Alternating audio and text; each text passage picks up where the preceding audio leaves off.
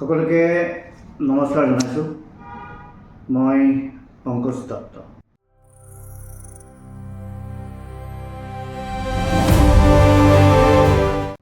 এই মুহূৰ্তত অসমত আটাইতকৈ চৰ্চিত এটা বিষয় হৈছে কাজিৰঙা ৰাষ্ট্ৰীয় উদ্যানৰ ইকো সেন্সিটিভ জোন।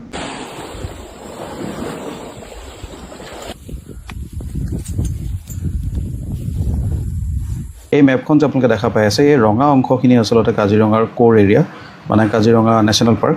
আৰু তাৰ লগতে হালধীয়া লাইনডাল যে আপোনালোকে দেখা পাইছে, এডাল হৈছে 5 কিলোমিটাৰৰ বাফাৰ এটা এৰিয়া।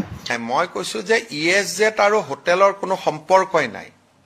গতিকে কোনোবাই যদি সেইখনৰ কাৰণে প্ৰতিবাদ কৰিছে তেতিয়াহ'লে তেওঁ একোৱে নাজানে ইকো সেন্সিটিভ জোনৰ বিষয়ে। কাজিৰঙা হৈ থাকিবলৈ দিয়ক। ইয়াৰ কাৰণে বৈজ্ঞানিক পদ্ধতিত পুনৰ ৰাজহুৱা শুনানি অনুষ্ঠিত কৰক। কাজিৰঙাৰ দক্ষিণ পাৰৰ ইকো সেন্সিটিভ জোন যদি 10 কিলোমিটাৰ নহয়, তেতিয়াহ'লে হিমন্ত বিশ্ব শৰ্মা বা এইখন চৰকাৰে এইবোৰ ধ্বংস কৰি দিব। এই যে প্ৰজেকশ্যন দি আছে, ভুল প্ৰজেকশ্যন, মিছা প্ৰজেকশ্যন।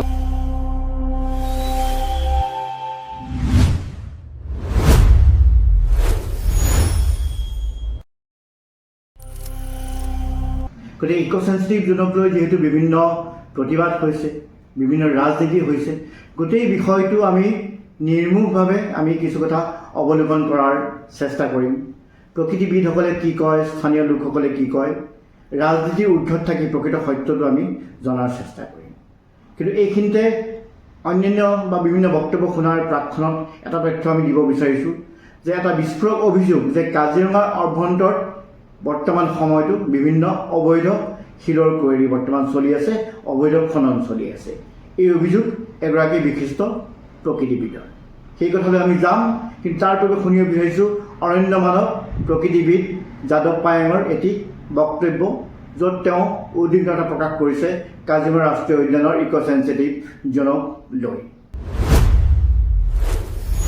কাজিৰঙাত 10 কিলোমিটাৰ ঠাইত যেতিয়া 1 কিলোমিটাৰ ডিষ্টেঞ্চতে কৰিব, তাৰপৰা তাত থকা জীৱ জন্তু বহু প্ৰত্যাহ্বানৰ সন্মুখীন হ'ব।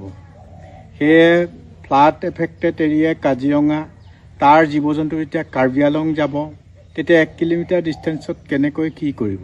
কেৱল যাদৱ পায়েঙেই নহয়, অসমৰ বিভিন্ন লোকসকল কাজিৰঙা ৰাষ্ট্ৰীয় উদ্যানৰ ইকো সেন্সিটিভ জোনক লৈ উদ্বিগ্ন হৈছে। দৰাচলতে কথাটো হ'ল যিকোনো প্ৰটেক্টেড এৰিয়া তাৰ এটা ইকো ফ্ৰেজাইল বাফাৰ থাকিবই লাগিব, যাতে জীৱ জন্তুৱে এইটো এটা আমি কৈ আছোঁ যে শ্বক এবজৰ্ভাৰ, যে উদ্যানখনৰ বাহিৰত ওলায়েই যাতে সি হিউমেন ইণ্টাৰফেৰেঞ্চৰ সন্মুখীন নহয়, সেইটো কাৰণে এটা বাফাৰ। অসম চৰকাৰে কিয় এই ইকো সেন্সিটিভ জোনৰ প্ৰসংগ আনিবলগীয়া হ'ল বা ইকো সেন্সিটিভ জোন কিয় কাজিৰঙাৰ ক্ষেত্ৰত কাৰ্যকৰী কৰিবলগীয়া হ'ল? আজিৰ দিনলৈকে এই ইকো সেন্সিটিভ জোনটো কিমান কিলোমিটাৰ গভৰ্ণমেণ্টে নটিফাই কৰা নাই। আৰু সুপ্ৰিম কোৰ্টে ইতিমধ্যে কৈছে যে যদি চৰকাৰে নেশ্যনেল পাৰ্ক বা ৱাইল্ড লাইফ চেংচুৰীৰ এৰিয়াৰ ইকো সেন্সিটিভ জোনটো যদি ডিক্লেয়াৰ নকৰে, তেতিয়া সুপ্ৰিম কোৰ্টে ধৰি ল'ব এজ পাৰ মানে এনভাইৰনমেণ্ট প্ৰটেকশ্যন এক্টৰ মতে যে আপ টু 10 কিলোমিটাৰছহে eco sensitive zone. Default eco sensitive zone থাকিলে কি হ'ব? Default 10 kilometre, default 10 kilometre. কোনো অভয়াৰণ্য আৰু ৰাষ্ট্ৰীয় উদ্যান ডিফল্ট থাকিব নোৱাৰে। যিমান সোনকালে সম্ভৱ প্ৰতিখন অভয়াৰণ্য আৰু ৰাষ্ট্ৰীয় উদ্যান ইকো সেন্সিটিভ জোন নটিফাই কৰিব লাগিব। এই ক্ষেত্ৰত আচলতে আছে উচ্চতম ন্যায়ালয়ৰ এক বিশেষ নিৰ্দেশনা। কি নিৰ্দেশনা আছে, সেই নিৰ্দেশনাই কি কয় সেই কথা পুনতে জানো আহক। আৰু তাৰপিছতে 2002 আৰু 16 চনত ভাৰত চৰকাৰৰ যিখন একশ্যন প্লেন আছিলে তাত ইনক্লুড কৰা হৈছিলে যে ইকো সেন্সিটিভ জোন, আৰু প্ৰতিখন ৰাজ্যকে নিৰ্দেশ দিয়া হৈছিল যে ইকো সেন্সিটিভ জোনটো কৰিব লাগে বনাঞ্চলৰ ক্ষেত্ৰত। আৰু সেই সময়তে গোটেই ভাৰতৰ বিভিন্ন ৰাজ্যবিলাকে ইয়াৰ প্ৰতিবাদ কৰিছিলে আৰু আদালতৰ কাষ চাপিছিলে। সুপ্ৰিম কোৰ্টে তেতিয়া এই গোটেই কথাখিনি চালি জাৰি চাই পেলাই 2022 চনত এটা প্ৰথম ভাৰ্ডিক্টটো দিছিলে ইকো সেন্সিটিভ জোন কি হ'ব লাগে। উদ্যানৰ চাৰিওফালে ইকো সেন্সিটিভ জোন 10 কিলোমিটাৰ নহয় 1 কিলোমিটাৰ হ'ব লাগে। আৰু সেইটো সুপ্ৰিম কোৰ্টে দিয়া এটা ৰায়দান 2022 চনৰ জুন মাহতে। ঠাই বিশেষে এইটো লোকেল এৰিয়াবিলাকত যে কাজিৰঙাই হওক বা অইন কোনোবা জেগাতে হওক, তাত চাই পেলাই তাত সিদ্ধান্ত ল'ব ৰাজ্য চৰকাৰে যে ক'ৰবাত শূন্য হোৱাৰো অৱকাশ থাকিব পাৰে, যে যিখিনি মানুহৰ অৱদান আছে, যেনেকৈ আমাৰ কাজিৰঙা ৰাষ্ট্ৰীয় উদ্যানৰ দগাঁৱে হওক, জাপৰি পথাৰেই হওক, এইবিলাক মানুহে অত বছৰ কাজিৰঙাৰ কাষতে লাগি আছে। ইকো সেন্সিটিভ জোনক লৈ মানুহৰ উদ্বিগ্নতাৰ প্ৰথম প্ৰশ্ন এটা হৈছে যে কাজিৰঙাৰ একেবাৰে কাষত থকা যিসকল লোক তেওঁলোকৰ কি হ'ব।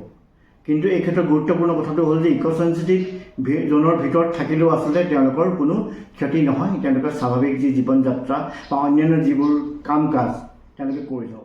মাটি আৰু আমি কিমান দিম? কাজিৰঙা 20খন কাৰ্বি গাঁও আমি উঠি আহি পেলাই কাজিৰঙা নেশ্যনেল পাৰ্ক আমি বনাইছো। আহি আমি কাৰ্বি আংলঙত পাহাৰ কিনাৰত আমি বসবাস কৰিছো। তাত যদিও আমাক এতিয়া বসবাস কৰিব নিদিয়ে আমি ক'ত যাম? আমি কি মানুহ নহয়? যদিও কোৱা হয় যে বাই ডিফল্ট আচলতে 10 কিলোমিটাৰ ধৰা হৈছে, কিন্তু এতিয়ালৈকে নিৰ্ধাৰণ কৰা হোৱা নাই যে কাজিৰঙাৰ ক্ষেত্ৰত এয়া 1 কিলোমিটাৰ হ'ব নে 10 কিলোমিটাৰ হ'ব। গতিকে কথাটো এনেকুৱা যে কোনো ঠাইত 0 কিলোমিটাৰ হ'ব পাৰে, আৰু বিভিন্ন মানুহে কৈ আছে যে ঠাই বিশেষে 10 কিলোমিটাৰৰ পৰিৱৰ্তে তাতকৈ অধিক পৰিমাণ বা 15 কিলোমিটাৰ পৰ্যন্ত কৰিব। ছাইট স্পেচিফিক হ'ব লাগে। ধৰি লওক ক'ৰবাত 500 মিটাৰ হ'ব পাৰে, ক'ৰবাত 1 কিলোমিটাৰ হ'ব পাৰে, ক'ৰবাত 10 কিলোমিটাৰ, ক'ৰবাত 15 কিলোমিটাৰ। গতিকে সেইটো নিৰ্ভৰ কৰিব লোকেল কণ্ডিশ্যন।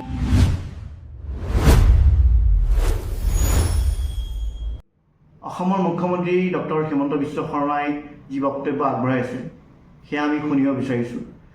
আচলতে ইক' চেঞ্চিটিভ জ'ন হ'লে কোন বা কেনেধৰণৰ উদ্যোগসমূহ তাত স্থাপন কৰিব পৰা যাব, স্থানীয় মানুহৰ ক্ষতি হ'বনে নহয়, তেখেতে এই বিষয়ে কিছু বক্তব্য আগবঢ়াইছে।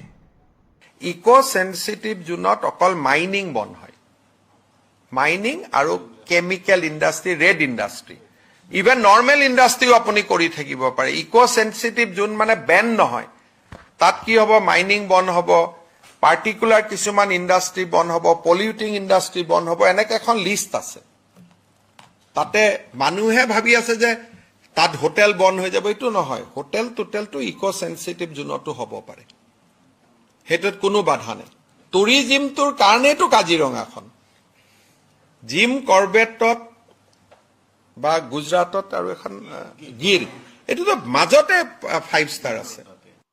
ইক' চেঞ্চিটিভ জোনত মানুহৰ মৌলিক অধিকাৰ সদায় বলবৎ থাকিব। বলপূৰ্বকভাৱে বা ইক' চেঞ্চিটিভ জোনৰ দোহাই দি পেলাই বন বিভাগে বা কোনেও মানুহক জোৰকে উচ্ছেদ কৰিব নোৱাৰে বা মানুহৰ জীৱনত ইণ্টাৰফেয়াৰ কৰিব নোৱাৰে। খেতি বাতি, ঘৰ বনোৱা, হোটেল মোটেল সব হ'ব পাৰে। ইক' চেঞ্চিটিভ জোন জিগজাগ হ'ব, এটা অভয়াৰণ্য আৰু ৰাষ্ট্ৰীয় উদ্যানৰ কেৰেক্টাৰ চাই হ'ব, অৱস্থান চাই হ'ব, তেনেকে হ'ব। কিয়নো এইটো সৰ্বভাৰতীয় পৰ্যায়ত হৈছে, এইটো কোনো এখন ষ্টেটক ভাবি পেলাই হোৱা নাই। আৰু এটা কথা আপোনালোকে জানক যে কেৱল ৰাষ্ট্ৰীয় উদ্যান বা কাজিৰঙা ৰাষ্ট্ৰীয় উদ্যান বুলিয়েই নহয়, ভাৰতৰ বিভিন্ন ৰাষ্ট্ৰীয় উদ্যানৰ ক্ষেত্ৰত এই ক্ষেত্ৰত নিৰ্দিষ্ট নিৰ্দেশনা আছে ন্যায়ালয়ৰ। গতিকে ন্যায়ালয়ৰ নিৰ্দেশনা কাৰ্যকৰী কৰাৰ বাবে ৰাজ্য চৰকাৰে এই পদক্ষেপ লৈছে, আৰু এই পদক্ষেপ তেওঁলোকে নিশ্চয় কাৰ্যকৰী কৰিব লাগিব। বা চৰকাৰে ক'ব বিচাৰিছে যে ইক' চেঞ্চিটিভ জোনৰ ভিতৰত থকা থলুৱা লোকসকলৰ কি হ'ব। ইক' চেঞ্চিটিভ জোনৰ ভিতৰত থকা থলুৱা লোকসকলৰ সুৰক্ষাৰ কাৰণে আমি এইটো কমাই আনিব বিচাৰিছোঁ। এইটো আচলতে একেবাৰে মিছা কথা। চৰকাৰৰ অভিসন্ধি হ'ল যে যিকোনো প্ৰকাৰে ইক' চেঞ্চিটিভ জোনৰ পৰিসৰ কমাই আনি সেই অঞ্চলবিলাকত যধে মধে খনন কেন্দ্ৰিক উদ্যোগ প্ৰতিষ্ঠা কৰি চৰকাৰৰ ধনৰ ভঁৰাল টনকিয়াল কৰা। কোৱা হৈ আছে প্ৰকাশ্যে হিমন্ত বিশ্ব শৰ্মা বোলে এইবোৰ ধ্বংস কৰি দিব, পাথৰৰ কয়দি খুলিব। পাথৰৰ কয়দি খোলাৰ কাৰণেই বোলে হিমন্ত বিশ্ব শৰ্মা এইবোৰ কৰি আছে। এইবোৰ কথা কোৱা হৈ আছে প্ৰকাশ্যে। কিছুমান মানুহ উদ্দেশ্য প্ৰণোদিতভাৱে কৈ আছে, কিছুমান মানুহ একো নুবুজি কৈ আছে, কিছুমান মানুহ অৰণ্যক ভাল পাই কৈ আছে, কিয়নো তেওঁলোকক বিভ্ৰান্ত কৰি দিয়া হ'ল। ইক' চেঞ্চিটিভ জোন কাজিৰঙাৰ দক্ষিণ পাৰে যদি 10 কিলোমিটাৰ নহয়ও, তথাপি এই যে কাৰ্বি আংলঙৰ এই যে জংঘল, এই যে হালদিবাৰীৰ পৰা যিখিনি ৱাণ্ডাৰফুল জংঘল আপোনালোকে দেখা পায়, সেই জংঘল চুব নোৱাৰিব গভৰ্ণমেণ্টে। এই কোনো গভৰ্ণমেণ্ট সেইটোক চুব নোৱাৰিব। তাতে শিলৰ কয়দি দিয়াটো দূৰৰ কথা, সেইটো চুব নোৱাৰিব। মানুহক ভ্ৰমিত কৰাৰ কাৰণে এই কথাটো কোৱা হৈ আছে। বহুতে নাজানে যে এই যে জংঘল, এই জংঘলটো কাৰ্বি আংলঙৰ এটা অভয়াৰণ্য। সেই অভয়াৰণ্যটো নাম হ'ল north Karbi Anglong wild life sanctuary. তাতে কেনেকে শিলৰ কয়দি দিব, কেনেকে এইটো ডিষ্ট্ৰয় কৰিব? এইটোতো অভয়াৰণ্য হয়।